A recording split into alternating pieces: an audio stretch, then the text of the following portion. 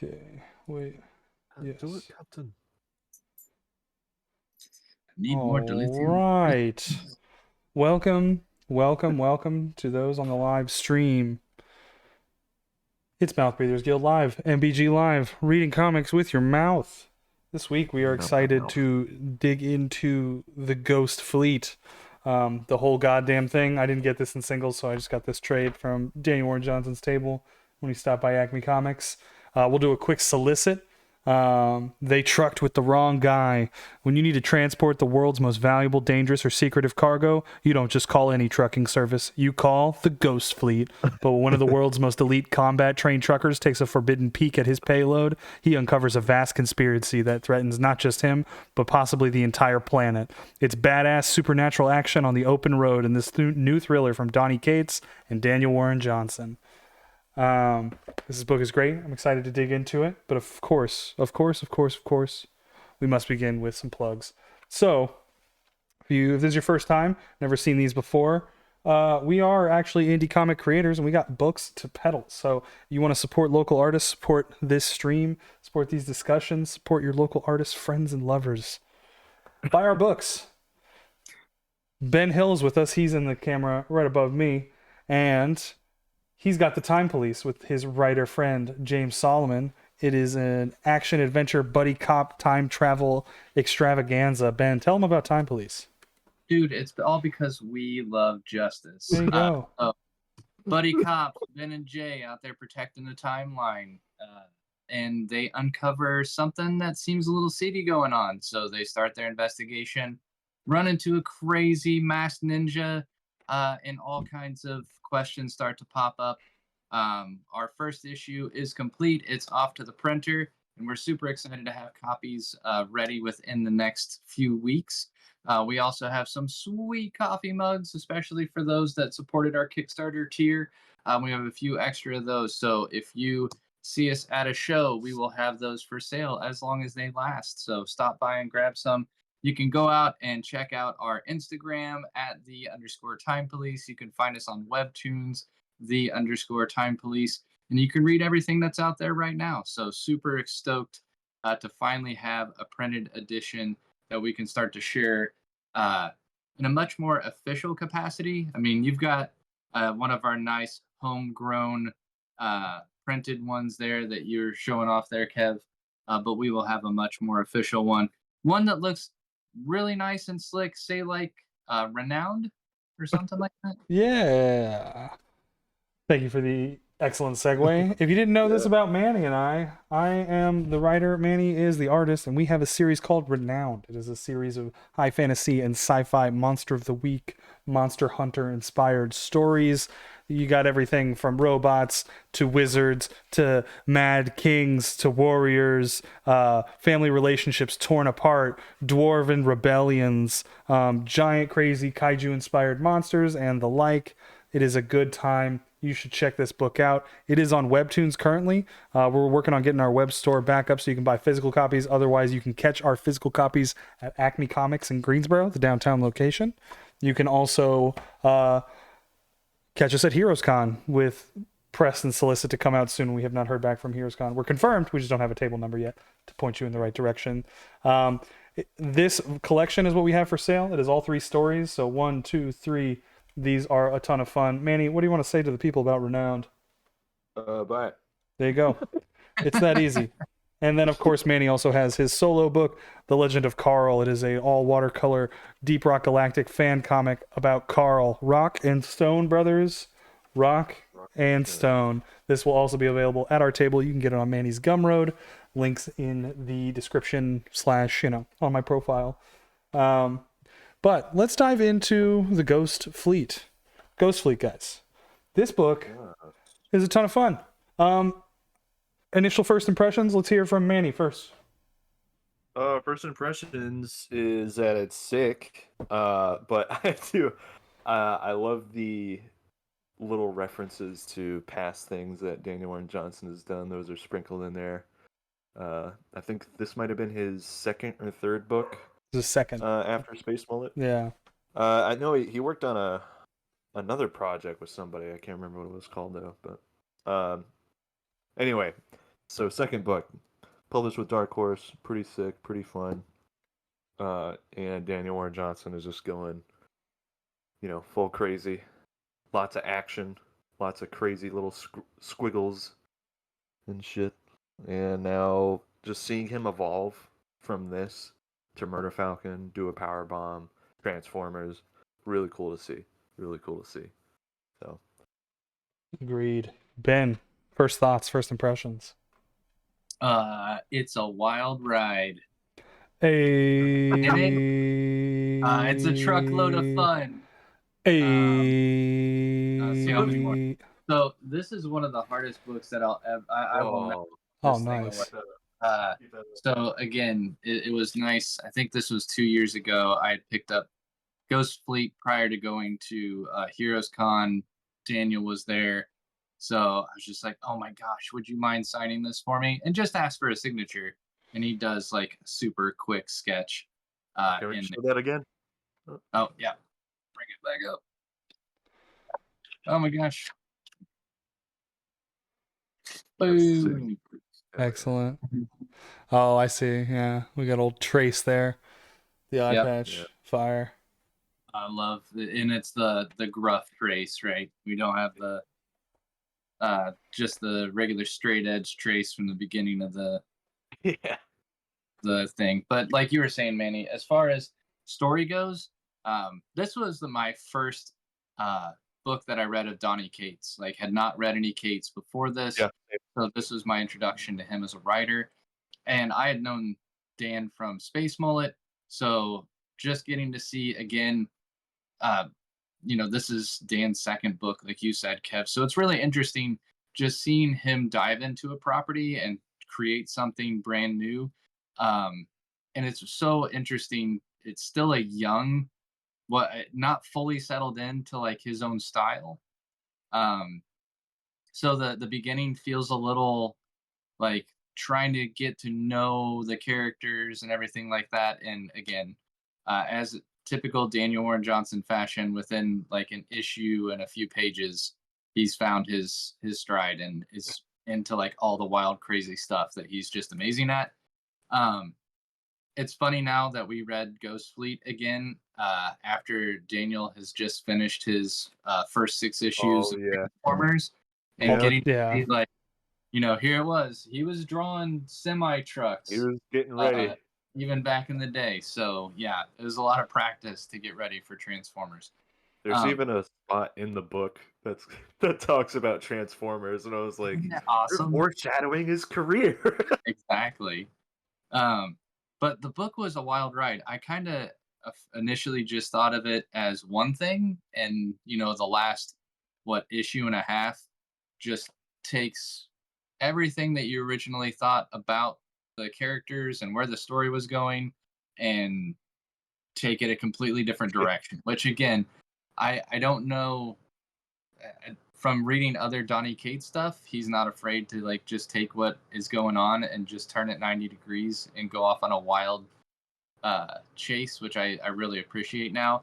But this being my first introduction to him, I'm like, what the hell just happened? What have I done? I'll get into that. But man, yeah, super fun.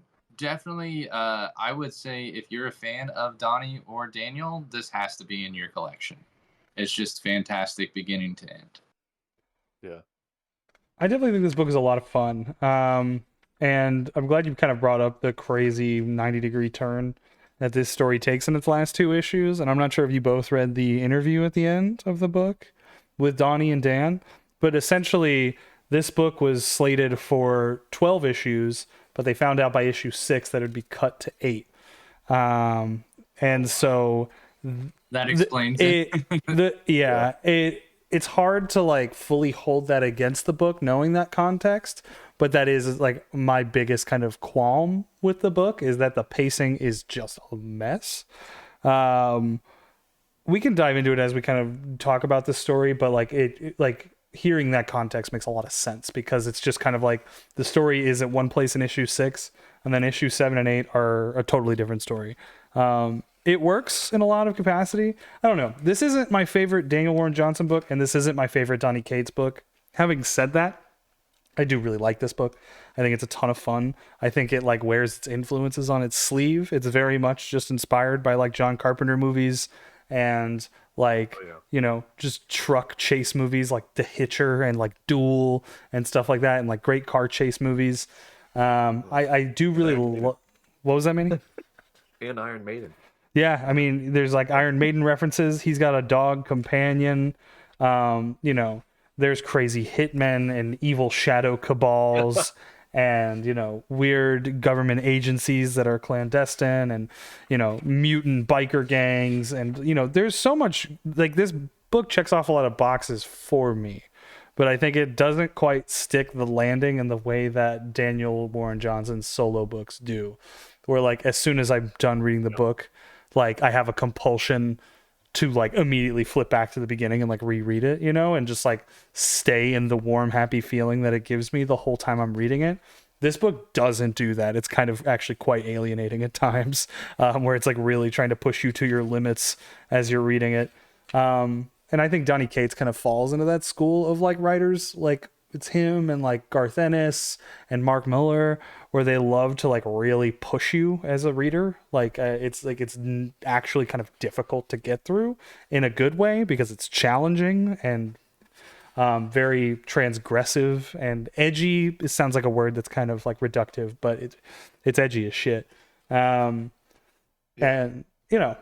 but again, criticisms aside, this is definitely a book worth reading because you just get to see these two guys going absolutely ape shit across all 8 of these issues. Oh yeah, dude. There's so much stuff in here that before we sat down and discussed, I completely forgot. So going back through here again, there's one in particular page that I want to make sure we highlight and discuss because I think it's hilarious. And not something that Daniel has not done before, but still super fun. But dude, there are still heartstrings that are tugged at. So I kind of wonder how much of that Daniel took from working with guys like Donnie and not being afraid to pull punches. Because as we know, Daniel just loves to let little weed boys cry when he writes his stories. Yeah. And so I thought it was really interesting. Just there are characters here that have experienced loss and that will experience loss in the book. And I don't think, to your point, like what Daniel would do is really make that mean something by the end. And by the end of this, there's there's really nothing to take away from the loss Yeah. other than this is a crazy ass book and I don't know what I went through. So I got to read it again. But yeah, I'm 100% with you. It's good to know that this was slated for an additional 4 issues, so they would have probably been able to transition things a little bit cleaner and smoother, which we'll touch on. But it's still fun. It is everything that has to do with like if you were driving a semi truck and just lost control towards the end. It really feels that way. Yeah. And I think that like to that point, like it does have that like edge of your seat, like truck barreling down a highway sort of pacing. And then the last 2 issues are kind of a fiery highway pileup. You know what I mean? Like, and I don't know if that's a good or bad thing for this story. Especially the way it ends with the post-apocalyptic Mad Max thing. I'm like, is that really what you wanted this story to be? Is that really what you wanted the takeaway to be? Is like, oh, after like the end of Annihilation, like it's these 2 guys riding off in the sunset biker gang style, like Mad Maxing their way across the landscape. Like, is that really where this story was supposed to land? And is that the feeling that you really wanted me to have? Because it's just like, you're like, oh, okay. And then it just kind of is over. You're like, oh, all right, got it. Like, that's at least how I felt blowing through it's it. definitely very different than definitely rushed, obviously, because I remember reading it the first time and being like, I feel like this is like just starting, like after that epic battle, and then the last few pages are like, all right, so then this happened, that happened, this happened, all right, bye. I was like, I wanted more Mad Max shit or something, man. If we're gonna go that route, I want more of it, dude. Can't just change it up on me in the fucking last 5 pages. Yeah. I mean, of course, it's easy to point back and go, well, if we had 8 issues, this is how I would have done it. You know what I mean? Right. There's no way of knowing that when I think because But they Dan didn't know says in that. the back interview, he was literally drawing issue 6 when he found out that they were No, like, only getting Yeah, that 8. messes with the pacing a lot. So, because I mean, it's and that just like a good good route for like the beginning in the middle and stuff, and then then it starts to lose control a I little mean, bit. and here's like an interesting kind of thought experiment too with like a book like this. Like, let's say you're in their position and your issue order gets cut by by a third, like you're yeah. just making 4 less issues. That's 80 some pages you're losing to tell your story. Do you go, well, okay, let's just give this a gut punch finale and just like really like go balls to the wall and just say fuck it? Or is like should the attitude be, well, let's just end it with an open sort of ending, so that way if this actually sticks the landing and by issue 8 everyone goes, how did we miss this book, like where I want more Ghost Fleet, then you get a second order for 4, 6, 8 more issues, and then you can flesh the story out. Again, this is all like too little too late. Hindsight is always 2020, but I mean, I guess it's like, what do you do in I this just don't. situation? I don't know if they were. My guess is they're probably not getting the sales numbers that they needed to, or whatever, Oh, that's with exactly Dark what they Horse. said. Okay, so you're not. You're probably not gonna get another volume. You know what I mean? Yeah. So you just have to go balls out. And also, if Dan's already done those pages and that pacing and stuff, it's like I'm not gonna tell you to redraw it when we have a deadline. You know, like, oh yeah, that whole issue you did, we're gonna scrap it. Like you just can't do that and Yeah. then have a quality shit at the end. So I get it. I would go the gut punch. Finish not perfect, man. Fuck it. Yep. Fair enough. Yeah. Scrapping the whole thing. I know getting into it, I think it is interesting again, just some of the tropes that you see Donnie playing with, the two best buddies. There's a conversation going on between uh, Ward and Trace, just about something going on between Ward and his wife. And they allude to things there, um, talking about Trace saying, "Dude, I tell you, I'd be a donor." Ah, God, I love the look of the truck. That it's got like that big scoop on the front, so like tactically it could take a hit if it needed to. Yeah. Just and since this is the second book, it is Daniel taking full advantage of, I want to just show that I can do action in my style. And this is where, when we were talking about all the trad stuff last time, and we are missing a lot of the in Oh yeah. panel onomatopoeia, We dude, get a lot of Daniel that here. is going whole hog. You get the vrooms and the crunch and the smash and the rat a tat tat tat tat. Yeah, Yeah. exactly. All that stuff. Um, I love when he hits the dude with the bazooka. Yeah. Choom. Just God, how much can you just show amazing Yeah. That's beautiful. carnage in Yeah. a single? The crunch made out of like the piping of Yes. like is great. You can Um, just feel the metal. yeah. And I do want to say the feel of this book, the paper texture and all that. Mm, I love that in this.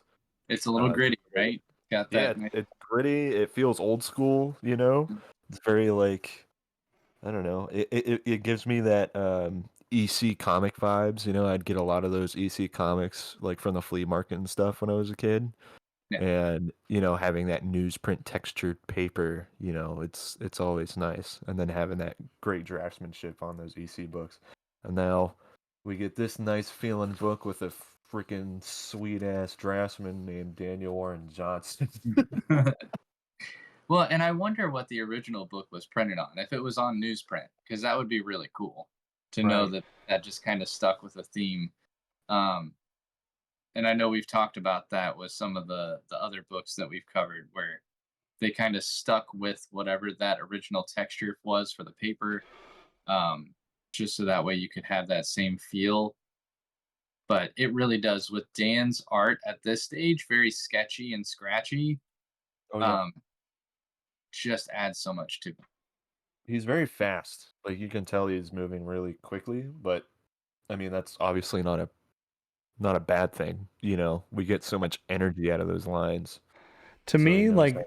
Dan's drawings feel like a kid playing with his toys.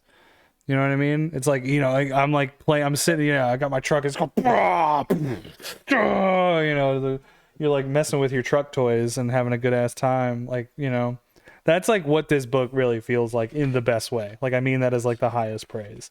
Like, he's always having fun. You know what I mean? Yeah, you can feel that. And I mean that's one of the things that he talks about is having fun on the page because if you're not having fun, then the readers are gonna feel that, you know. So that's like the most important thing. But it's also like, it's very thematically relevant to the way that this story is being told and the way that Dan tells stories generally is that there's always an element of like almost like a childlike glee to the pacing and like the energy of his stories even when you're in those like more dour moments like it's always paced well but like keeps up that like energetic like it almost echoes like things like Miyazaki, you know what I mean? Where it's like it's still very fun and bright and tons of energy, but it sticks those emotional punches really well.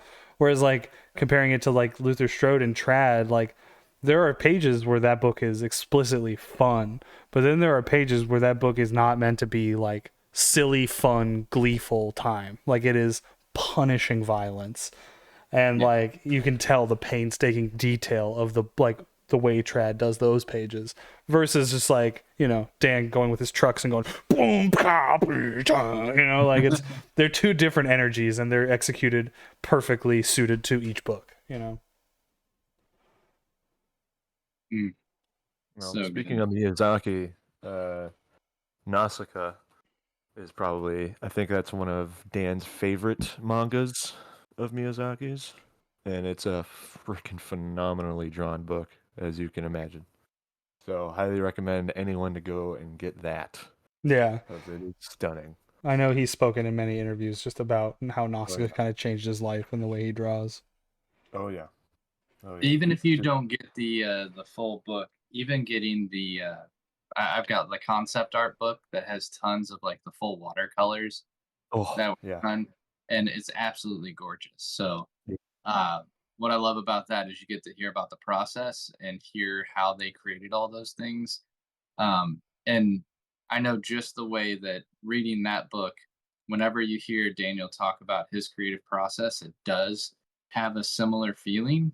Um, that's why I'm really stoked about the Extremity book, which maybe we'll cover one day, especially with Oh, the artist the edition, yeah. artist edition that's going to come out. But um, I mean, I think Extremity was the book that came out after this, which was a Daniel book, right? Dude. That's from start to finish.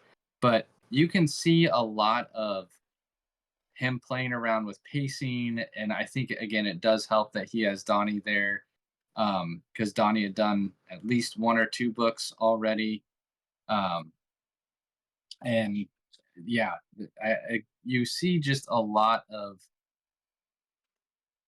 getting, and we don't even get a full reveal because there's the massive crash of the truck rolls off, there's some kind of crazy like sarin gas or something that looks like it's just rotting or melting people's faces off, which again, just Daniel getting to go whole ham and show uh just how crazy he can be. The one dude that has just vomit or something coming out of his eyeballs, Yeah. like Yeah.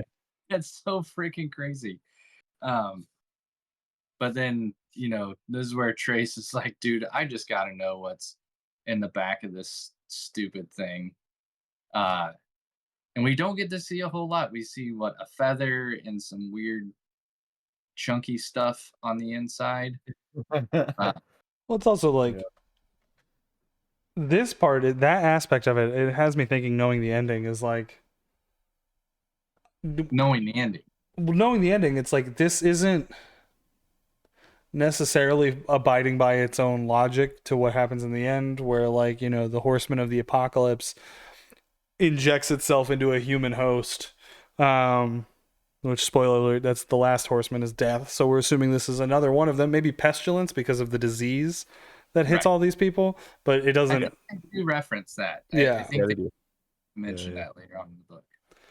But I don't see the exact host thing happen. But I think that this first issue is like, if you know you've got somewhat of a limited or an ongoing, and you're just going setup in your first issue, I don't think there's a book that does it better than this book, because it gives you tone, energy, core conflict, tons of setup and intrigue, and just like hits you quick. So you're going, what the hell is going on? And then it ends it with that splash of the teaser with like this very obvious Escape from New York sort of reference. Yeah. Which, Yeah. this is funny. They talk about this in the interview at the back of the book. This was going to be in New York, but when they only had 2 issues to get there, they decided they couldn't have a logical reason for them to be in New York. So the Statue of Liberty at the end is the little New York section of Las Vegas, because they're in the desert and they go to Vegas instead of going to New York, which I thought was really funny. I love it because it does give me one of my favorite scenes in this book, being in Vegas. Which again, we can get to that when we get to that. But dude, just all that being the pretext to where we actually begin the story. Trace kicking himself out of the back of this car, abandoned in the desert, where even though his buddy betrays him and shoots him in the back of the head, like out through one of his eyes, leaves him with a stash of money, some water, and bullets and a gun. And dude, just that, I love this panel where he just looks effed up. Yeah. He still looks ripped, but he looks effed up, and it's like, all right, I'm gonna go figure out what the hell's going on. And a perfect way to open the story with this teaser of narration. Yeah. This is how our story begins, not with a general or a pirate or an act of war, but with an act of cowardice, of fear, and foolish mercy, with a new perfect hate, a plea for absolution, and a dead man with nothing left to lose. This is how our story begins. Just a great way to walk through that and kind of lubricate your anus for the Daniel and Donnie penetration. God. Well, so what kills me is we go back, we see all this stuff with the car crash and everything, and then we get the being left in the desert, how our story begins, and then we jump ahead 2 years later, and it's like we're just time skipping our way through the beginning of this book. And a part of me, is, God, this was another thing too, that when they have the scene, and I don't know if this is just a dropped thing or whatever, and you see the driver get shot through the driver glass before the truck crashes, the dude that has the sniper rifle like gets on the walkie and says swarm, and Daniel does a really tight shot or a tight panel on the guy missing his middle finger. And I'm like, all right, so maybe there's a secret society of people who they all take off their middle fingers. I don't know. But then 2 years later, we see kind of our main villain dude here Well, that's using his interesting. middle finger as a thumbprint or a fingerprint, a fingerprint. And I don't see anybody else missing middle fingers. Is Like, Trace is what's his face, the assassin guy, missing a middle finger? our main dude No, or not Trace, the guy with his the other black buddy, shirt. Yeah, Assassin. the assassin. assassin. What was his name? That guy had such a cool name too, and I'm mad that I can't. Mickey. Mickey. Mickey. Now Mickey's got all his fingers. I think they show the dude in one of the HQ sections with a missing middle finger. Perhaps that's a character that was going to come more seriously into play. Yeah, it's the dude talking on the phone. When they're in the HQ section, you see that middle finger's gone. Oh yeah. It's just it's just one of the agents who's working for him. Yeah. Interesting. Yeah, I think the only significance of the middle finger on the fingerprint scanner is just as a fuck you to the whole pomp and circumstance of the cult, because he just seems kind of actively disinterested. And like, it is I mean, what perfect foreshadowing to call this chapter "The Devil Himself," and the first person you see is the devil, which that doesn't pay off until the very end. So, kudos. But then, you know, just even the devil himself going to appease this like cult of man who obviously, like, if I'm the devil and I see these guys, I'm obviously going to be bored too. You think he's bored because he's just a man and he's like, what are all these dorks and capes doing? But no, he's like, they're not even real satanic. Like, I'm real satanic. You know what I mean? Like, that's how at least I interpret it rereading through it. It's just like these kids are all just playing and I'm the real deal. And that's why he couldn't be bothered to, like, really even engage in the conversation. Yeah. But again, the devil cult stuff, I wish we got more of these guys because I love them. It's a lot of fun. It is a lot of fun. And I don't the themes with the owl. I don't know if that's just like a Court of Owls rip or what. But there's an owl drawn into the tablets. There's one, you know, this whole big statue hovering over the council. The lake of fire or whatever's going on there. Maybe that's just Yeah, Dan I having love it. fun. And I love like the armed bodyguards that are standing behind the court that's there. And it's like, you know, just in case stuff goes down, they'll have those guys. At least that's the initial thought. I don't know. A lot more questions that I had, you know, going back through this again, where it's like, why was that? Where does that tie in? I don't remember this. Yeah. But good catch, Manny, because I missed the missing finger when we get to Ward talking to some dudes and we see that one of these is a special ops that's like found in a container vessel that's literally pulled into harbor, which I think is fun, right? Yeah. Just like all this random like paranormal shit just keeps happening.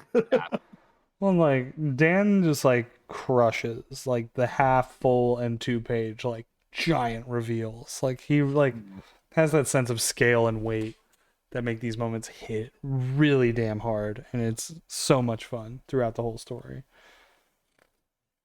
Oh, so good. Yeah. But we also find out that like Director Ward Trace has actually got a little microphone or something hidden under his desk, so that's how Trace knows what all's going on and who his buddy's talking to. Absolutely love.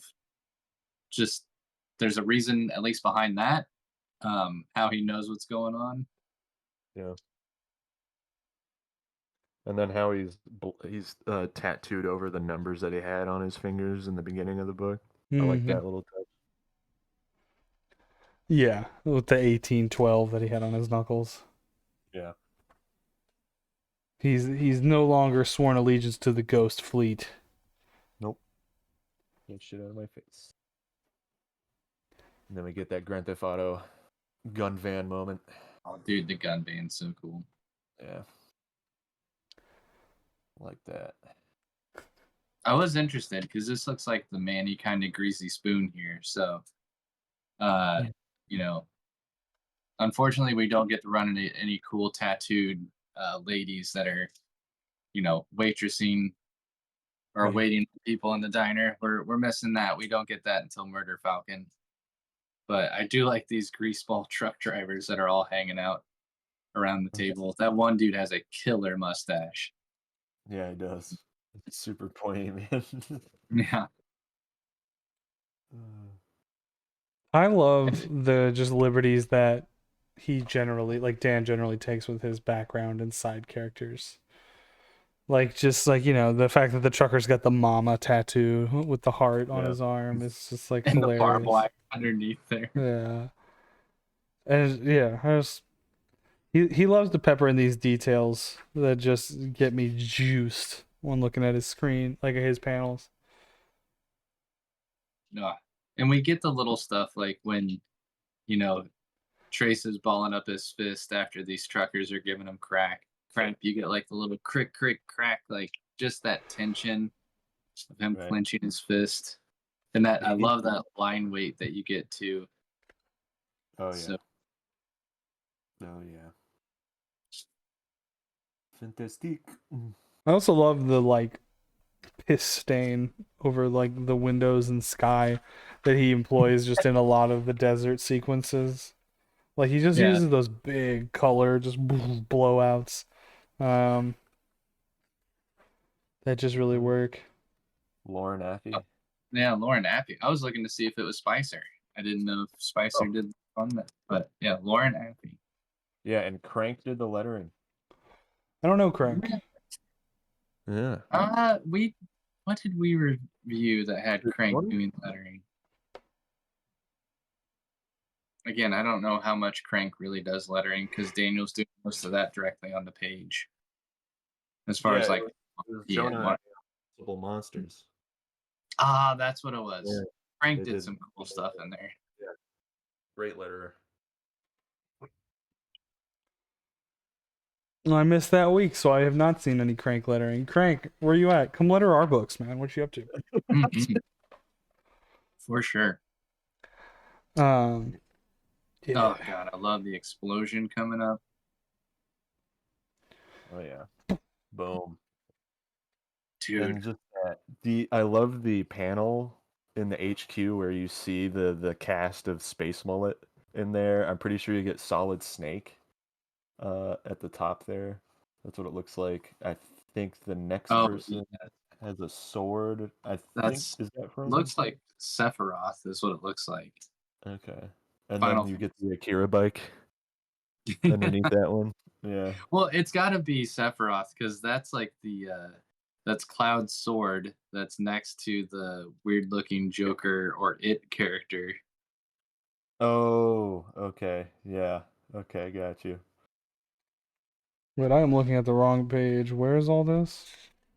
Just Is before they blow up the surveillance lab. Yeah. When they're like looking at all the Oh, images right there. and then No, that's not it. Keep going. I think you're still behind. It's after they talk about the ship pulling into the dock and you see all the people dead. Yeah, that one right there. Oh. Yep. I On the I screens. do love that whole cast of Space Mullet. That's so freaking Yeah. cool. they're in every book too. Like he puts them in the background on something. It's great. Love it. Got to build up that Dan lore. Of course, there's Yeah. like more immediate Dan lore later on in this book that we'll dive into. Mm. But I'm gonna. Yeah, dude. That's my mix- favorite page, man. I love that one too. Continue this conversation. I'm gonna mix another cocktail. Oh, okay. Well, so we go from the wreckage of uh inside the sorry, my oldest is losing her mind from Kevin's nice little segue of like, I'm gonna go mix a drink. Why don't you and Kenny discuss? But I love this is where we see the explosion inside, and then we get some of the similar wreckage on the outside, where Trace is stopping the fleet. And dude, this entire action sequence where Trace is like taking out the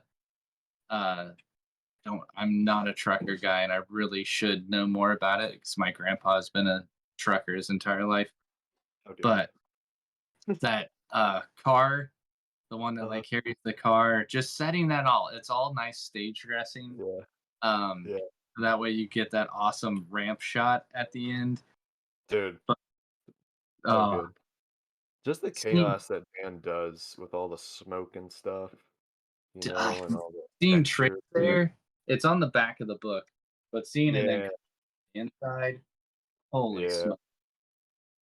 Yeah. And just the cloak that dude's got on, that Trace has on, and then he just whips off, and then you see all the smoke swirling around. What a Uh, good composition that is. Mm, the juicy. grenade launcher.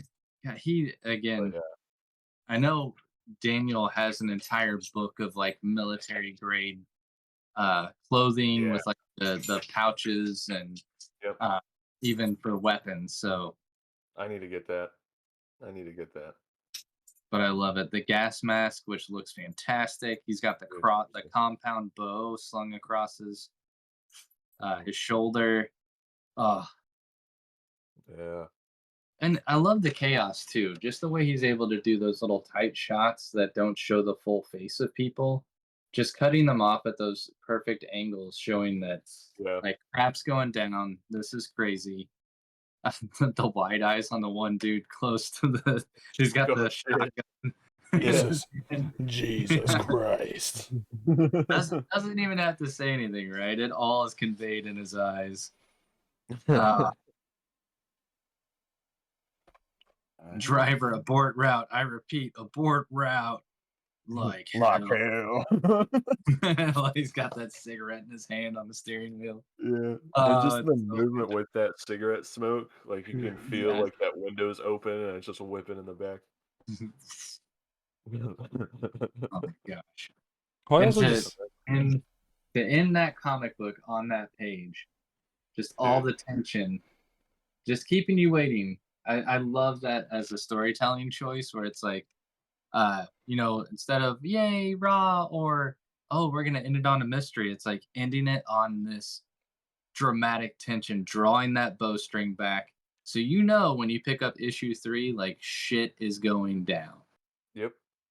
What a great way. Mm. Great way. And that foreshortening going on with his arm. I love that stretch. And then It makes me want Daniel to do a Hawkeye or like a Green Arrow book. oh One of the two. yes. you Yes. just said the magic words. Mm. Mm. And here we go. Oh my gosh. Yeah, Love that. Love that cover with the dog and Well, Trace I sitting on feel the that. Yeah. And that's the thing that kills me too. We go from that dramatic to how peaceful it is with Trace and the dog on the hood of the truck. And I'm like, I love that. I could stare at that all day. Yeah. But if Whoever got that, oh, I'm so jealous. oh my gosh. I just This was love. probably when his pages were cheap too. Back when you could get them for like 300. Yeah, Yeah. dude. God. I wonder what Felix would have sold this at the time. Wonder if he was with Yeah. Felix at this time. That's Yeah, because Felix found him on Space Mullet, or while he was doing Space Mullet on Deviant Art. There you go. Jeez. Never knew. Never know who's Jeez. Must be nice. nice. I Yeah. love this is where you get the stealth stuff. He starts shooting Oh the yeah. gas grenades, so they have to put on their masks and him just walking up behind the one dude and just pulling his mask off. He's just Then- like passes Oh. out. So good. I love this stretched leg on the next page. Yeah, I was just looking Yeah. at that one. So cartoony. Just the eyes coming out of the shadow, like the silhouette of his head, is so funny. Do you hear me? You have no idea who you're playing with. Do you? The hell? Then just fist right through the mask glass. Oh, it's so good. That's a fucking powerful hit, man. This... So good. And using the kind of debrief as like the storytelling device, like that's one of my favorite tropes in like Yeah. action, war, stealth things. It's like, you mean to Not tell me saying- one guy came in here and killed 100 people in this warehouse? It's like, yeah, and he did it all with just a stapler. Correct, sir. Like it's always like something ridiculous like that. What if it was 6 guys? What if it was just one guy? He may. That's right, ran out- Boondock Saints. You know what I mean? It was a fuck. The movie's so bad, but so good. So good. I love it. I don't know what you're talking about. It's perfect in every way. I think it's just kind of like a mess of like assassinations and like thinly veiled racism, like all kind of smashed together. There's But that. but I do Yeah, have a kick-ass time when I watch it. Like right. definitely lightning in a bottle for that guy Troy Duffy. Like I don't think he was like, because the second one was terrible, and like you just can't replicate the magic of what makes it fun. Oh man. You and your fucking rope. What do you have, Rambo, with that knife? Here it is. This is the perfect thing, just setting up a Hawkeye or a Green Arrow story. The assailant fired a makeshift flashbang grenade directly into the driver's sight line.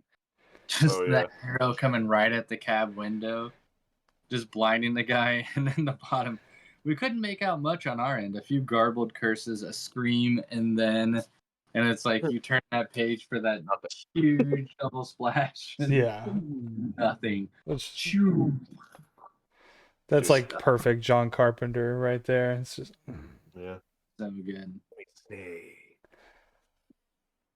Yeah. That's sick.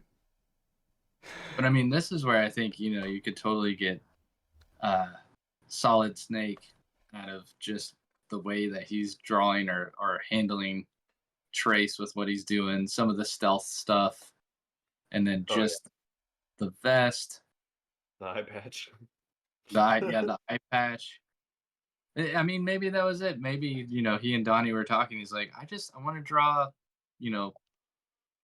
Solid Snake from Metal Gear Solid. That's all I want to do. Yeah, this is Metal Gear, yeah.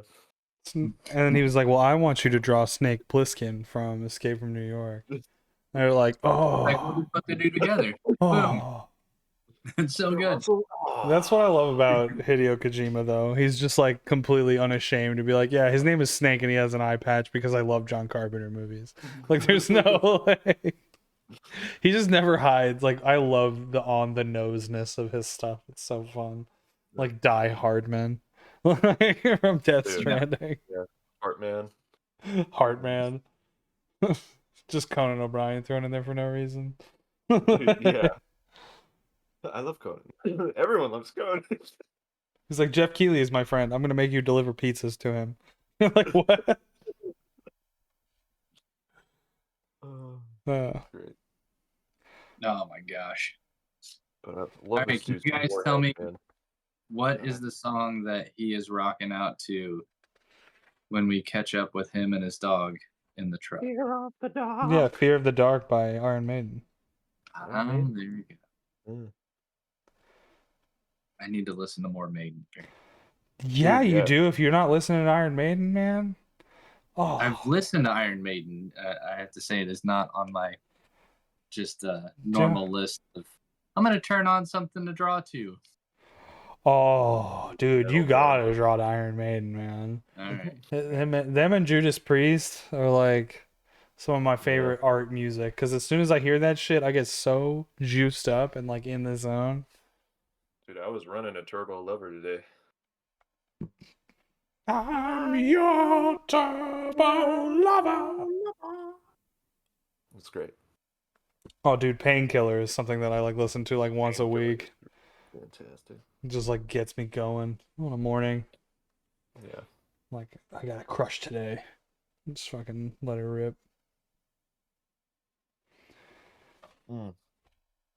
But looking at this page, like with the sequence where, she hands over the file to what's his name, Ward, and she's like talking about his wife, or she's like, yeah, what did he mean by condolences? And you just let this panel be really quiet, and then he walks away in silhouette. Like, how crazy, like he just does it all so well. Like, this is like what drives me crazy about Dan, is that the big moments are big and the small moments are small, and everything is drawn and colored and lettered perfectly.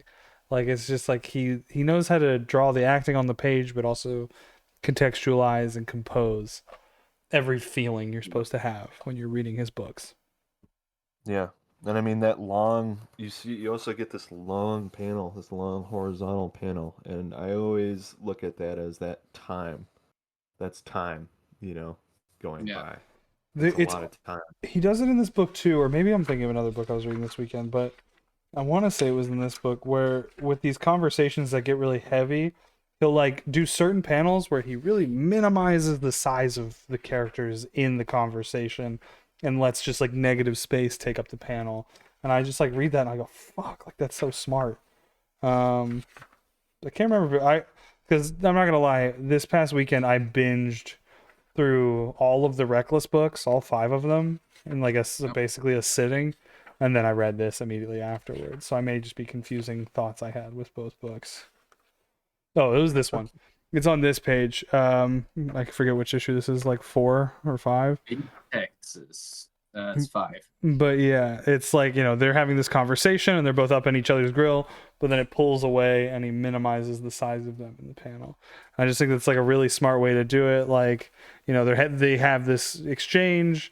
He's like, you and Sarah, because he was referencing Sarah and his like state, and then it's just a quiet moment between the two of them, and it's fully emphasized by just the smallness of them in the frame through this whole conversation. I love that device. I think that's so cool. Yes. But lesson to all artists out there. Sometimes you don't have to do every panel like these crazy driving truck panels. Not every page has got to be like that. You know what I mean? You don't have to bring the heat all the time. Sometimes less is more.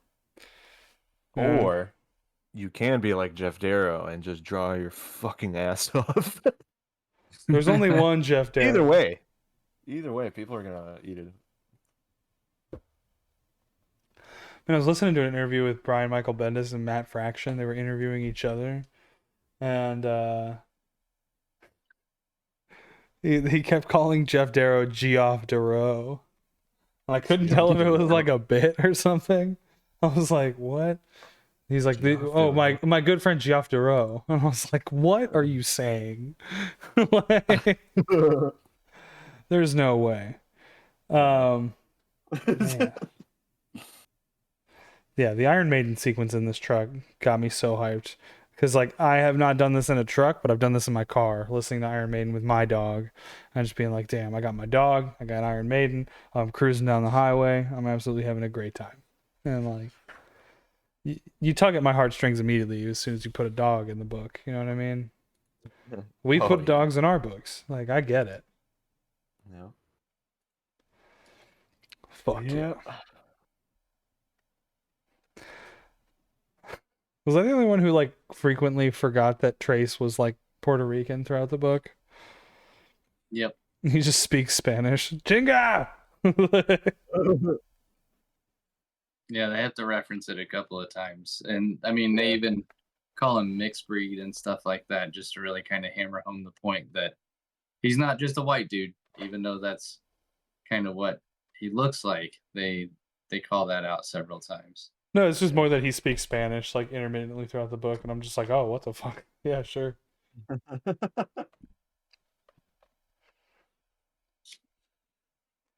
he's a badass. It's about Sarah, and he finally just tears the CB up. The panel with the sad dog in the rain kills me. The dog's name is Axel without an E, so it's like both a heavy metal reference and the fact that it's a truck dog, Axel. Yep. Like, perfect dog name. Like, that it infuriates me that I didn't come up with a name that good, you know what I mean? Well, so we get what I think is cool here is where they start playing up the paranormal stuff again.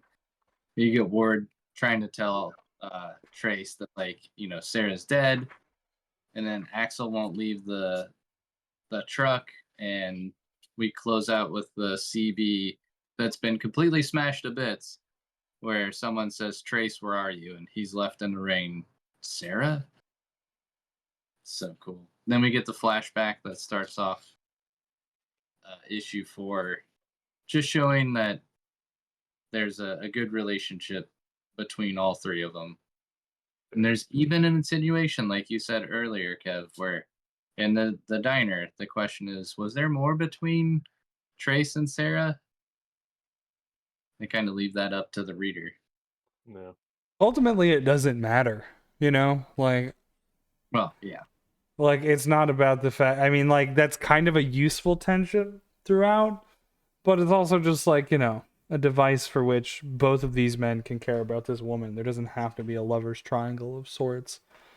You know what I And I mean? think it allowed, I can't remember that lady's name at the end, but it allowed her to make a gay joke, which is kind Yeah. of, Donnie doesn't shy away from making gay jokes.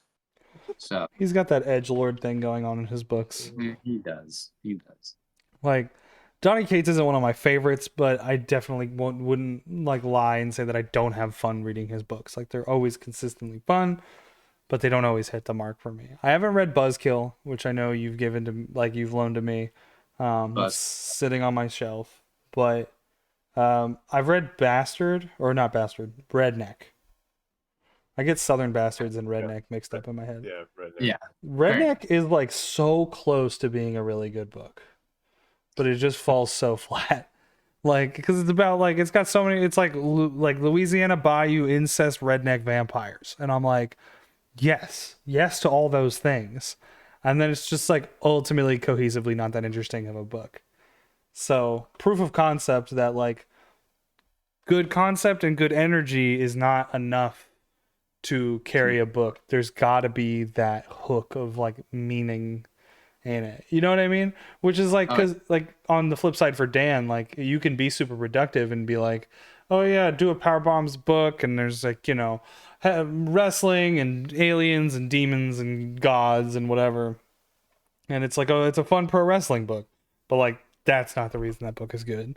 That book is, it makes it extra good if you already like professional wrestling, but like what makes that book good is the relationships and the themes, and you know, memorable characters, memorable moments. So I guess. No, I'm just kidding. Murder Falcon, would it be one of your favorite comic books of all time if it didn't have that immediate emotional hook of it? Like, of course you'd be like, oh, it's sick, it's heavy metal and kaiju fights and it's awesome, but would you tell everybody that you knew to read it if it didn't make you cry? You know what I mean? It didn't make me cry. I'm a man. I don't cry. What are you talking about? Big I just strong fucking man, cry. big balls, big Okay. strong man. It's just the moisture. It's really hot in here. It's humid outside. I was just resting my eyes. I'm not crying, you're crying. Don't call me a pussy. Oh, dude. Speaking of like, No, I was just kidding. I was just kidding with you, Kevin. Oh, I get Speaking it. of So you don't want a do fist that. fight? that's right. Yes. Dude, So you- how insane is all this stuff that just happens in the truck with some kind of weird supernatural craziness going Dude. on? And the coloring, and I'm telling you, man, this freaking paper. God, I just love the way this wouldn't hit on glossy paper, man. Right. Like it would be like, what is that? I gotta move this thing around. No, on this madness. Okay, I agree love this. 100%. Love the way this feels. Great. And like Nailed it's because of all those ink splats on the, you know what I mean, like the dirtiness, and then like when you feel Yeah. it, it's got a rough texture, so it feels a little dirty. Yeah. You know what I mean, in a good way. Like Yeah. it's oh yeah, Perfect. I want to print on newsprint so bad. I was gonna say the anthology would have been a perfect time to do it. Yeah. Right. We'll Next do time. it. We'll do it. Did you go for high gloss on that? I can't remember the option I picked for it. Is I don't it- think they have newsprint though. They don't have a newsprint option. I know the newsprint Well- on Mix'em was like crazy expensive. What? If you chose Wasn't high, it? I No, thought we there was looked no- at it. I thought we were like, oh, newsprint. No? No, I think it was recycled paper or something. That's like super expensive for some reason. Weird. Broadcast Yeah. Ben, why aren't you live? Because I'm live and Manny's live. But Brock's only in my chat, so does it even matter? that's right. You're here with us. We're hanging out. It just matters that you're here with me now, Brock. You're mine. All I'm doing is reading a book. I'm not drawing. If I was pulling a Manny, I'd live stream and Oh, draw. I'm not. Dude, I'm gonna veg out after this. I ain't drawing. Yeah, I'll talk comics a little bit after this. But otherwise, we'll watch an episode of TV probably. But we're not quite there yet. Again, this hasn't been the most in-depth, crazy thing. We've just kind of been flipping through and giving our thoughts. But yeah, this is as close as this book gets to its emotional hook. Is the Dude, relationship with Sarah. I love the death scene that's coming up, where we Oh, reveal dude. that's one of the four horsemen. Because I don't think he's death at the end. I'm pretty sure he's war, right? No, it's death. I think it's explicitly mentioned that it's death. Yeah, it's death. Brock said, "Don't Yeah. bully me, I'll come." So I guess this is his first interaction with death, posing as Sarah. Yeah. Yeah, death. What are you doing? Stop. But what's interesting is, like, again, is the pestilence just free upon the world, or does he have it in him? Like, that's one thing that I've just been wondering. Like, what's the logic there? Is the death already working its way into him now? Is it like lubing him up for the prime ghost takeover, or the prime, spiritual takeover? I just don't think the book has enough time to really explain its logic, and then by the time it's really going, it's just like, fuck it, this book's crazy. Like, just go for it. Yeah. Yeah, but then I mean, you still get cool crap like this. Oh, it's awesome. The Yeah. death and the giant skull, and It's like you an know omen. exactly what I am. Say it. Say my Yeah. name. All fading out. Say to my yellow. name. Say my name. So good. And then the cut to like Truckosaurus in South America is like, Right. Mickey. Mickey's a great character because he's like, there's no depth to him, and there doesn't need to be. He's just this instrument of chaos. These are like my favorite characters to write because they don't need growth and change. They just need to be fucking crazy. You know what I mean? They serve Speaking its of that- purpose. And the shirt is also His shirt. insane. It changes every panel. Yeah. That's one of do my know- favorite details. I know with that, I think the first idea was Donnie wanted it to be a hat, a trucker hat. And then Dan was just like, that's way too small. Yeah, you won't be able to see it. You want to be able to see the lettering. And again, something So that they you can tried to do it only through- do in comics. Yep. I love the length of the barrels on these Yeah, silencers. they're comedically large. Yeah. Everything It's like the louder than Splinter Cell everything. guns, but let's make it bigger. Just like, Hey. yeah, the speed and the chaos around him, like just speed lines everywhere and guns and bullets. And it's just like, love it. Well, and it just, I don't know where he's at. Some kind. Oh, I guess he's the president. Like he's assassinated the president of South America. He starts taking people out, and he's the freaking helicopters and all these Secret Service. He just walks outside like, I'm on Yeah. the phone with someone. Well, No, I I love can the way talk. that he answers the phone on the previous page. Mickey Reno, Shadow Assess. Oh, hey. Yeah, no, I can talk. What's the job? Like every assassin character and every gangster character that I ever read is like been permanently burned in my brain as NoHo Hank from Barry. I don't know if either of you have watched Barry, but it's like the funniest fucking character in TV history. Like he's played by Anthony Kerrigan, the bald guy who plays Victor Zsasz on Gotham.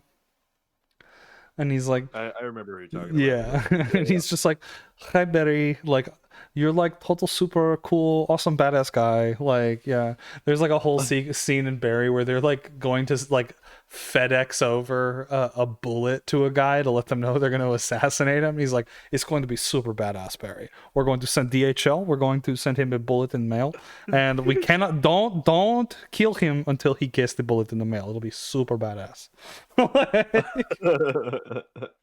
So good. And Mickey Reno gives me that vibe. He's just he's just a goofball. He's just a good guy. He's just a good guy that just massacred. Oh, he's like a complete homicidal lunatic, but he have fun. He's a good guy. Yeah, fun. He's a good guy. He can chill. He can chill, dude. It's like totally chill. No worse. Dude, and then he starts writing that letter. He's just like, yeah, so I got my target. So that's pretty crazy. God, This I love is like the way he draws smokes. God damn, it's so good. Oh yeah. Yeah. this is by far the coolest cover in my opinion. This like crazy 70s Ken Russell sort of like demon chick with everybody, the dog and the truck. And this isn't the Tyrell cover, right? Who did this one? I Tim don't Doyle did chapter 5. Okay. Yeah, Tyrell did chapter 6, which is also really sick. Where is that one? Yeah, that's Tyrell. Him with the machete and all the skeletons on the truck. That's right. Shout out Tyrell Cannon. Tyrell's the man. That's the dude. That's the guy. Nicest guy on the planet. Oh, big fan. Big fan. But yeah, the cutest thing. He writes in his diary about the people that he kills. Oh, dude. We And lost the Trace.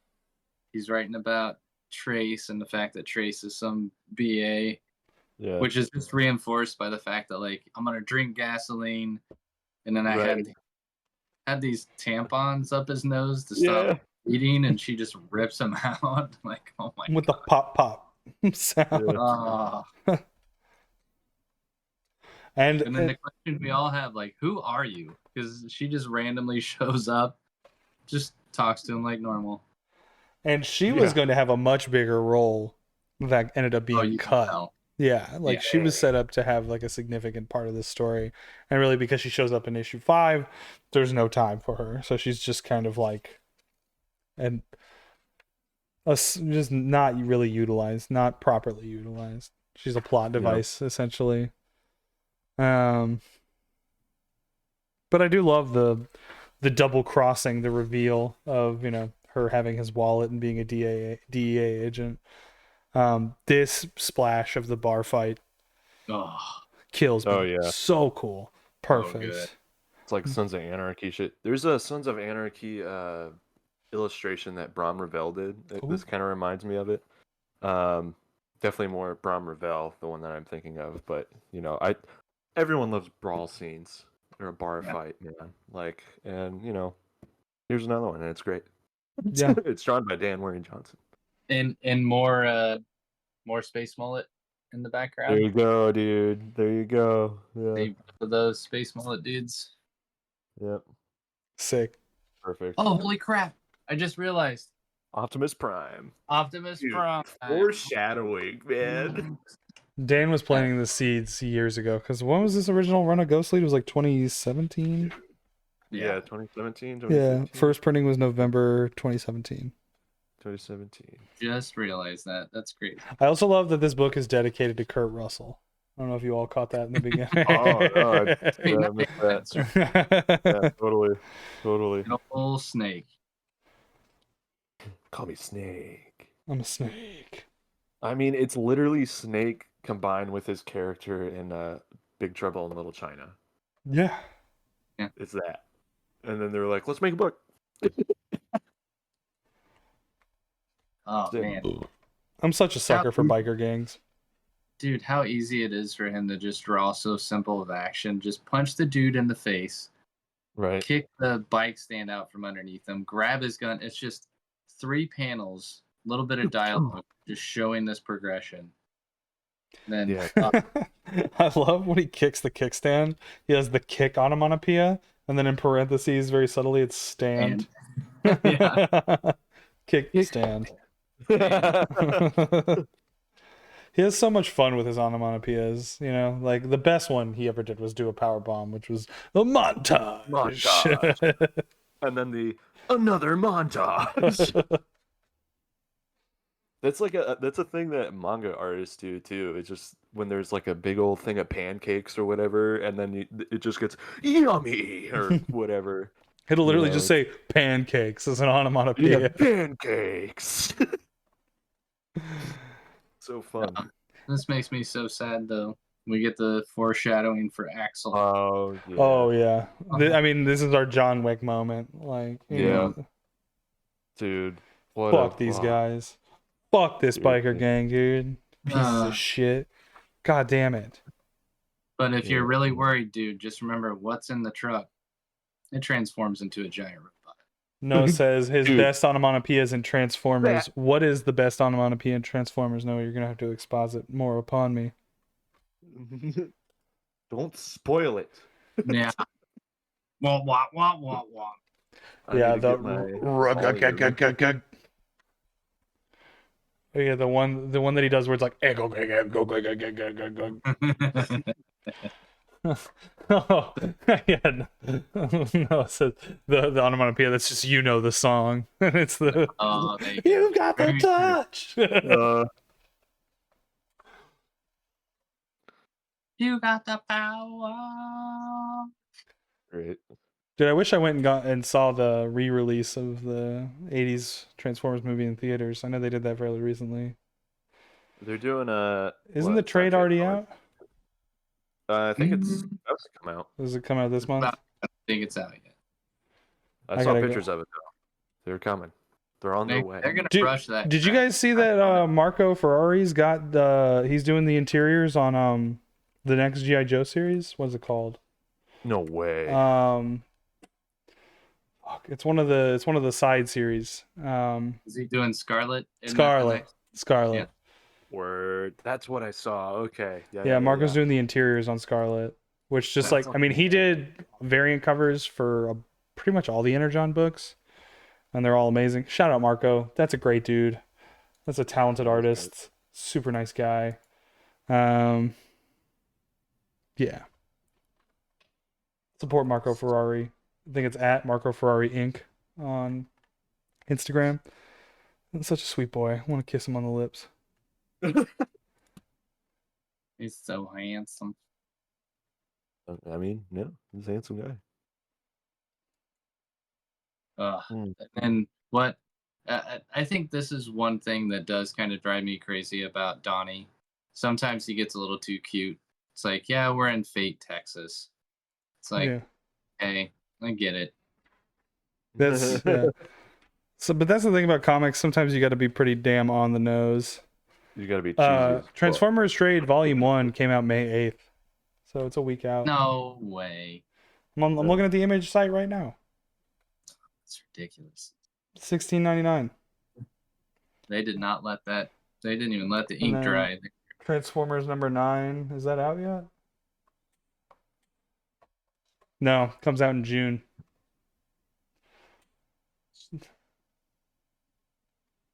Wait, do I have 8? No, I guess I only have 7. Okay, I gotta read 8. I gotta go pick it up. It's in my poll. Yeah, and we get the reveal of the DEA agent, and that's spoiled. Yeah, and Mickey. Oh no way! We found him. Yeah, Forwarding that coordinates. face. Hold on, diary. I got a text. So, just live notating. It would have been fun if he did the whole diary as like the whole framing device for the narrative here, instead of just like starting and ending it. But I love the fact that like Mickey does give him the like ability to be irrelevant or irreverent. There we go, irreverent. Because this flashback to many years ago, which when you get the meeting of Trace and Mickey, and they're the guards that are protecting like the secret meeting space or whatever. Yeah.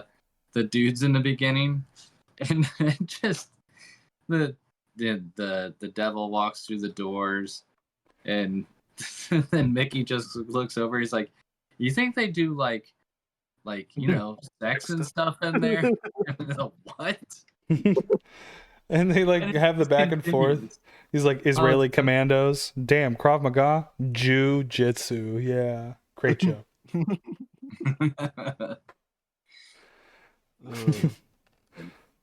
Yeah, they're totally doing sex stuff in there. Like giving it that moment of like the two of them checking their guns for a panel, and then yeah, they're totally doing sex stuff in there. But this is what the guards do when no one's watching. You know, it's that sequence. It's like great Stormtrooper dialogue. You know what I mean? Yeah. Just imagine a Stormtrooper doing that. That would be. You think Palpatine's in there? You know, taking care of the old bald man? You know, they're like, is Vader a full robot? No, he's like a guy in there. Do you think he has a dick? Yeah. How does he take a shit? Like, you know. Does he take robot poops? What hand do you think he wipes with? His robot hand? Or what? And then they hear the music. Bum, bum, bum, bum, bum, bum, bum, bum. Fucking They're like, oh choke. shit. They immediately like just stand back upright again. But yeah, we get the most Sons of Anarchy, Lost in the Damned, biker gang yeah. hideout thing. I love the way that he just kicks the shotgun into his jaw and absolutely yeah. fucks him up. And like grabs it, kicks it into his face, and then grabs the butt of the gun. And it's so good. And then sad reveal. Yeah, I mean that is about how I would feel if someone did that to my dog. Right. That face right there. Yeah. Like Yeah. it's the John Wick thing. Like, you know what I'm saying? Like it's such an immediate and powerful thing. Like they're like they killed his dog, This is the strongest emotional thing right here, actually. Yeah. This Not is the it. Sarah relationship. It's the No, relationship it's with the Axel. dog. Yeah. Dog. Actually, I agree. That's bang Yeah. on. Yeah. We see that relationship happening, They're just hanging out, having a good time, listening to Iron Maiden, and then this happens. Damn it. Yeah, dude. Kill everyone. Yeah. Dude, I love the guy duct taped to the chair. Oh my god. Man. Yep. This is like kind of like the Last of Us, that torture scene. It's like, I'll pop your fucking kneecap off, that bit. That's probably my favorite scene in that. It's like so gruesome, but it's just like he's on a mission. Let's go. It's gonna get brutal. Fuck yeah. Where did they take my truck? He goes to find the truck. Meanwhile, you got the biker gang. I love the introduction. Oh yeah, I can see him coming up here now. It looks like he's the president of Argentina because he's trying and driving the president's presidential car up. And then he comes stepping out. It's so ridiculous. Hurry up, late. Yeah, like Mickey doesn't realize that like he's in the wrong place with the wrong people, basically, and he's like, and then he just like starts laughing hysterically. The fuck is so funny? We're literally having a Mexican standoff. No, it's so good. He's just swaying the guns around, just like, super animated about it. Yeah, and the fact that they're all spying on each other, because he's like, Mickey, how'd you find us? And he's like, your lady friend's a Fed, been tracking her phone. Everybody. Great. And then that reveal of what he did to the dude, it was just like, oh, that's beautiful. Feed him to the dogs, man. Yeah. Like green room moment. Had some friends to play with. Just reuses that line that was said to him. I love that shit. Perfect. It also shows too, Mickey is he's the wild card because dude, he's just like Mickey, and he shoots through Trace's ear. Right. It's just like, oh my gosh, caught you a little there, huh? It's like, Mickey, one more time for old time's sake. Fuck yeah. And then this is like the this people just getting fucked up.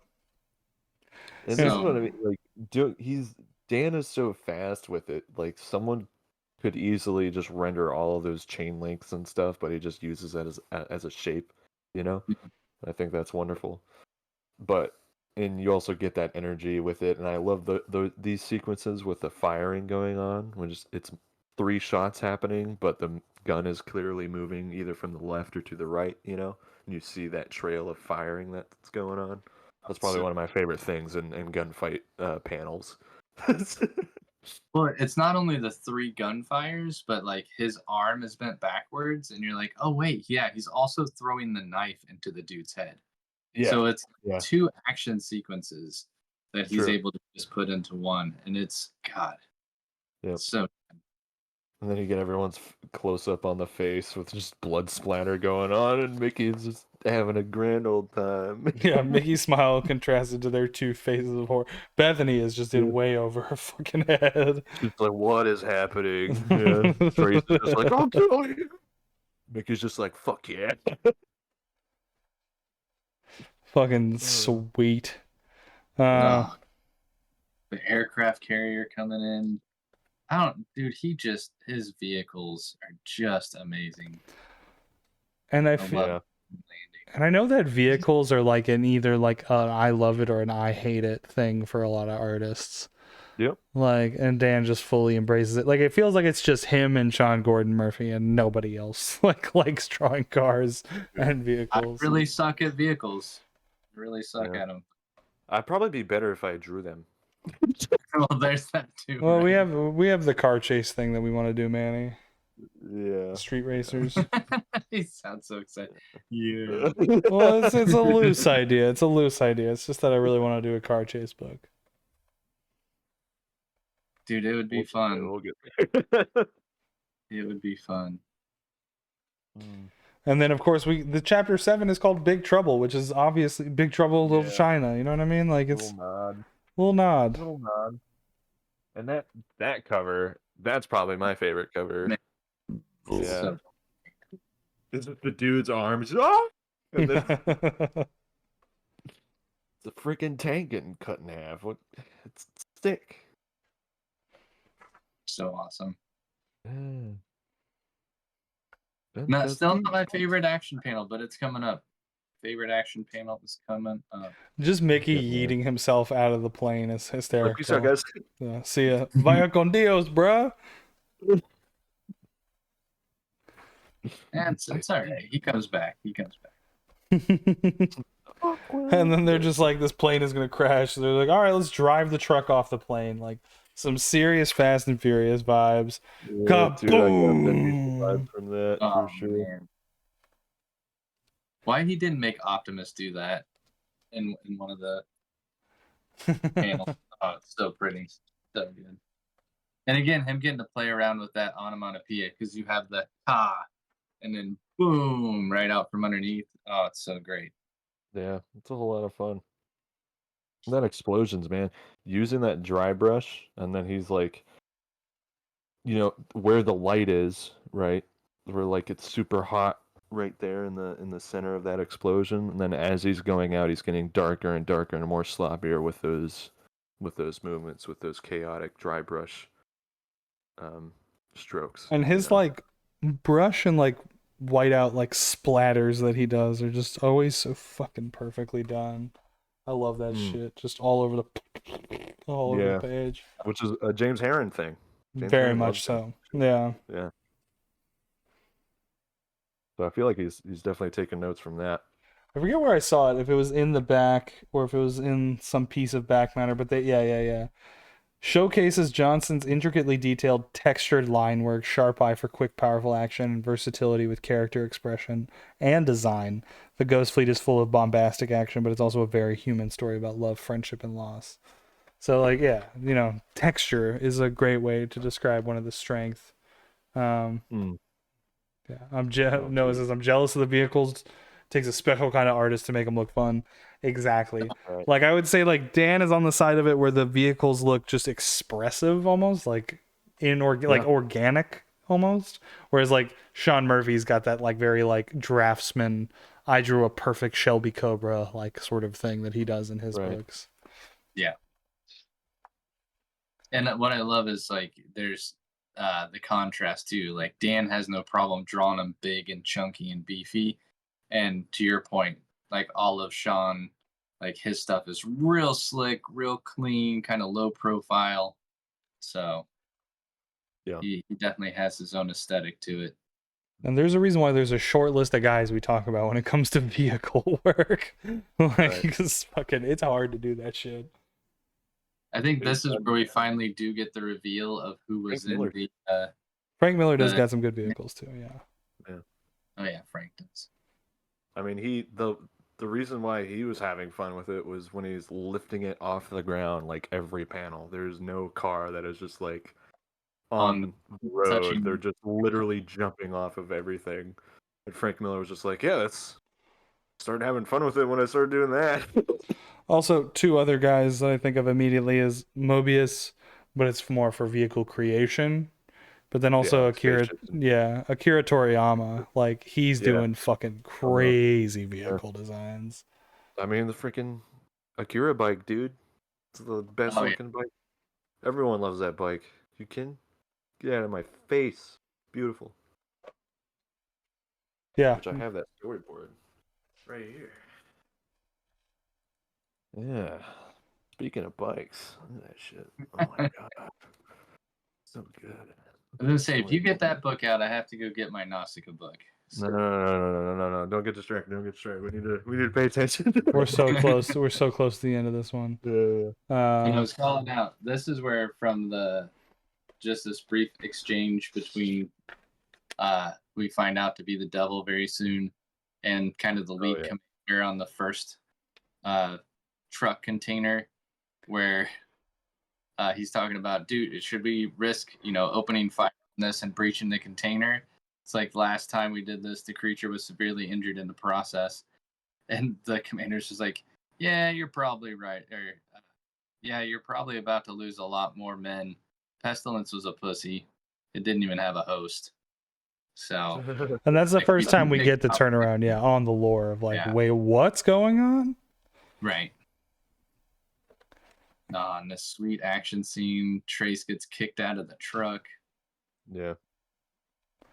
And Ward's just thinks he's doing the noble thing, but what he's actually doing is unleashing the beast. And we get the first sign of the devil, like the devil horns coming out. Amazing demon transformation here, and then he's just full on Lucifer. Splork. Like, I love these. Oh, it's so good. Yeah.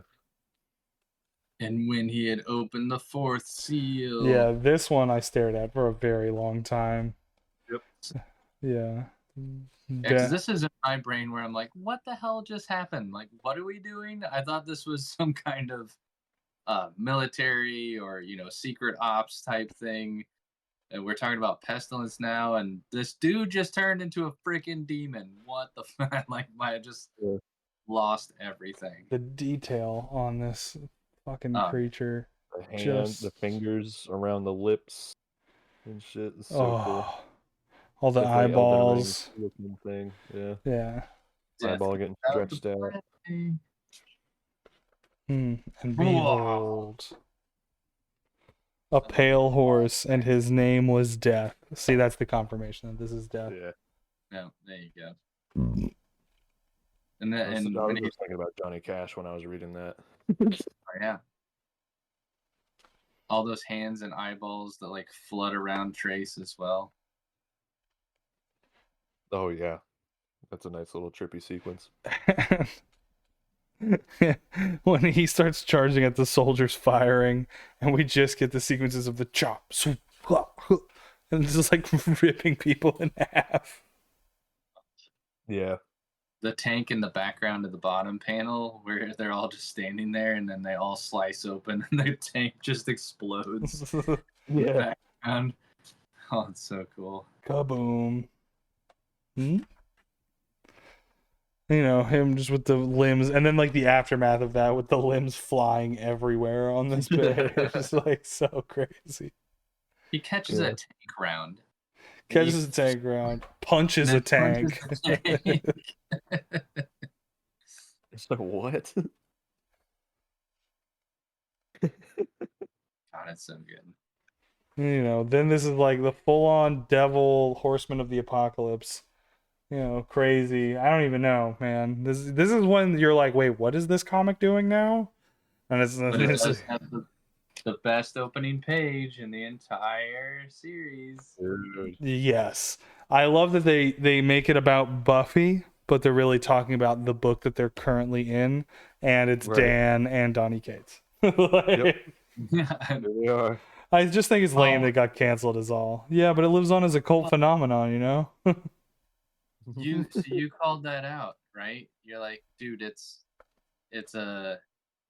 got cut short, and the fact that Donnie's character is like, you're just a sucker for space opera. Anyway, what do you want to do for issue 9? I was thinking something with bears. Wait, what is that?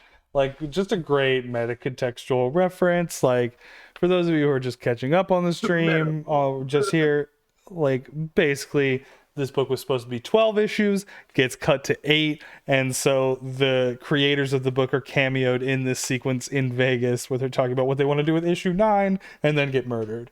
Like, just a hilarious way to spin that and start a book, especially when they have to kind of pick up the pieces. And I will say the Mass Effect logo, what that N7 thing, right? That's like Mass Effect, which is Where is the great. N7? On his jacket? Yeah, It's no, on on his hat. On his hat, that's blowing towards the can at the top left. That boom. Because I was wondering what that was in reference to. Yeah, so Dan played that, and then that's what inspired him to do Space Mullet. It was just like, that's cool, but I want the main character to be kind of like chubby. Yeah. Dude, Just your average. Not know what he's doing. Dude. Mass Effect, that is one of my favorite series of all time. God damn, Yeah. those games are so fucking good. You haven't played Mass Effect? Play the remaster. That shit is always on sale for like a couple bucks. And it's like, you'll easily get like 40 to 80 hours out of each game. And there's 3 of them. And it's just, it's like the closest. One day I'll play through the whole thing. Oh, dude, the remaster's One so day. good. But man, dude, this is great. And then we get the Statue of Liberty sequence. Oh, yeah. This ends now. I like that that's the dialogue that pairs with this is how the story ends in the beginning. Yeah. And this ends now. Which is like, oh, here's the ending, quote unquote, of our story. They're sorting it out. How do we defeat this? the military Humvee just murdering everybody. But I think that's it doesn't murder everybody. You got 2 guys giving each other crap back and forth. And the one dude on the walkie's like, she's a federal agent. She could go to the cops and do what? Arrest us? Come on, man. I got a family at home. And the other guy's like, cats ain't family. And then all of a sudden the dude that was like, I got a family at home just gets ran the F over. Oh my god. Where's Trace? They're trying to figure out what's going on, and we just have the full-on demon fight. Just like actual hand-to-hand combat between Lucifer and a guy. Guy. But this kick where his neck and jaw twists and it breaks over the panel, that's so smart. I love the uppercuts with that elbow just being like full like flex mode, you know? Yeah. There's so much power in that one. It's one of my favorites.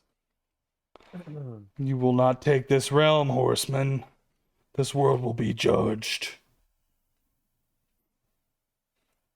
And then gets killed by the bow and arrow. Who dares? Ah, shit.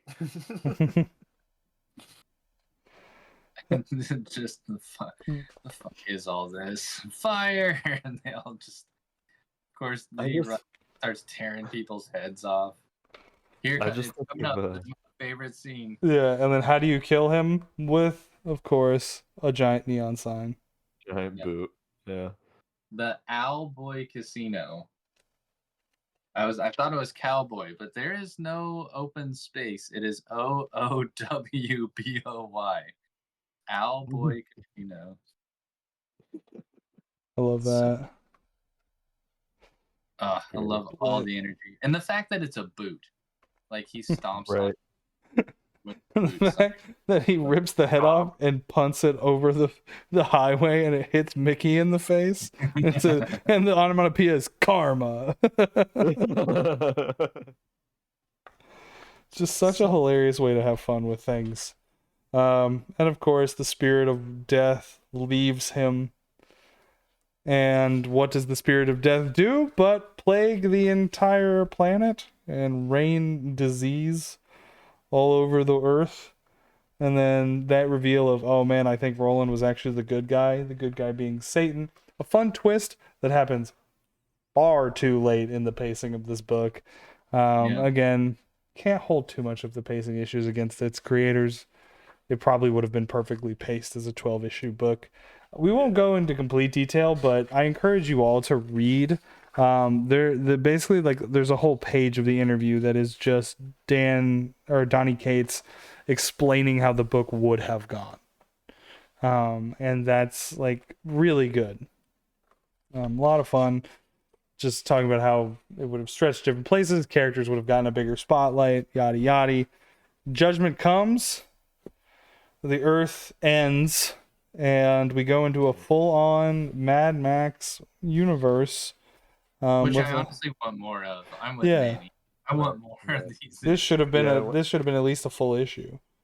I think I read this. I read this online when I was a poor college student and had to pirate stuff. I read this online, and I remember getting to this part, and I was like, "Oh shit!" Like, because I didn't have pages, I didn't have a book in front of me, I didn't know how long it was. I was like, "Oh shit, this shit's about to get real crazy." And then you know, 2 more clicks, I was like, "What the fuck?" Damn. It's just over. Too bad. So sad. Yeah, man, it would have been great. It would have been so great. Dude, I love so great. You guys have the pen up in the back too, right? Yes. So you got, Ward and Sarah, and then is that Jesus? I'm pretty sure that's Jesus. I think it is Jesus. Yeah. And if you go to the bottom, there's Mickey in hell. Damn you! What a kick-ass book. And by the way, Trace is reading Ghost Fleet in heaven. That's the funny thing. Oh, shit. Is he really? Yep, it literally says Ghost Fleet on the front of the comic. Yeah. He's reading issue 9. Right, yeah. But something with bears. Y'all, what a good book. I mean, it has its problems. It's not my favorite, but it is very good. No, it's not. I had a kick-ass time. Of course, it's speaking my language. John Carpenter is one of my guys. You know what I mean? Like, I love me some John Carpenter. You don't like John Carpenter? Fuck off. No. Yeah, actually, if you don't, this is my hot-ish take, is that John Carpenter is the single most underrated filmmaker of all time, because he's got make synthwave too. Yeah, he does all of the scores to his movies. Yeah, so he's amazing, and he's making video games right now. Yeah, he's a fucking genius. Like, yeah, everybody loves Halloween, everybody loves The Thing, Escape from New York, but this man made like about 12.5 bangers. Rosary Bead Punch is very funny in the back matter of the book. But enough about John Carpenter. Donny Cates, Daniel Warren Johnson, they collabed. It's Daniel Warren Johnson before he's fully Daniel Warren Johnson, which just makes this an absolutely fun thing to examine.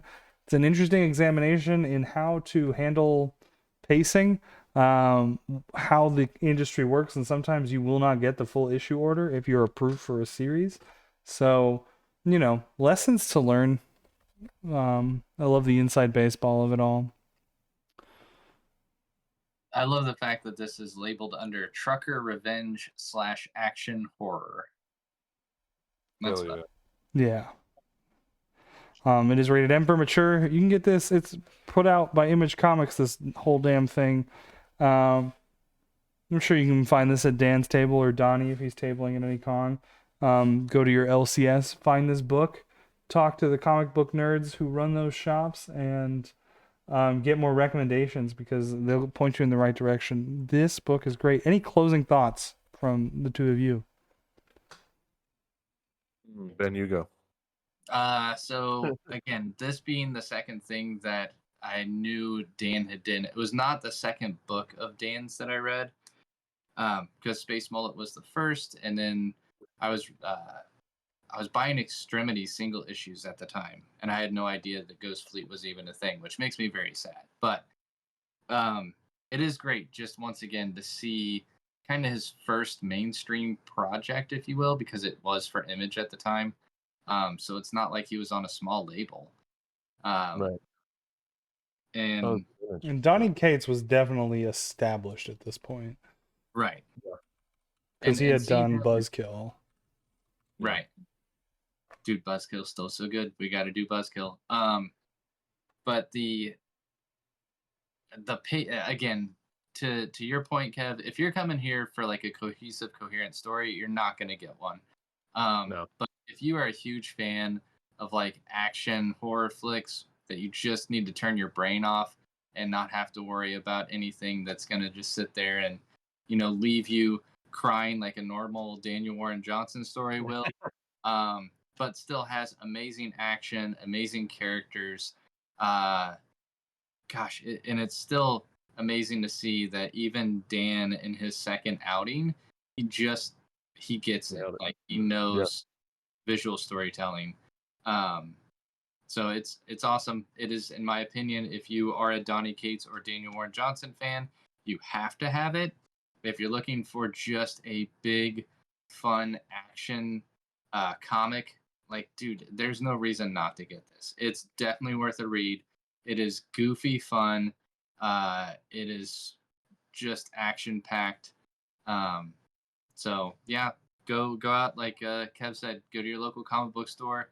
Ask them for Ghost Fleet. It is not going to disappoint you from an action perspective.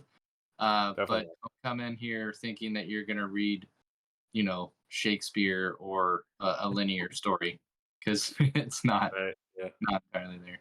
I don't know. It's What a do you little think? lacking. I think it's good. You should go buy it. The man said it.